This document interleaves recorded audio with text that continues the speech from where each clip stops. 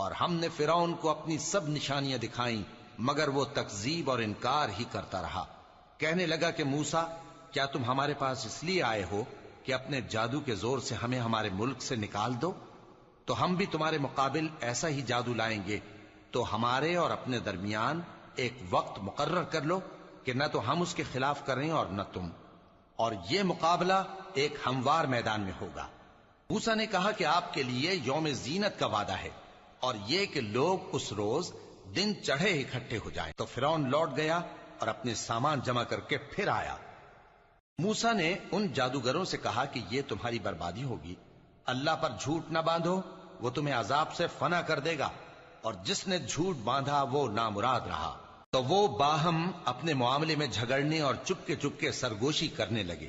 کہنے لگے یہ دونوں جادوگر ہیں، چاہتے ہیں کہ اپنے جادو کے زور سے تم کو تمہارے ملک سے نکال دیں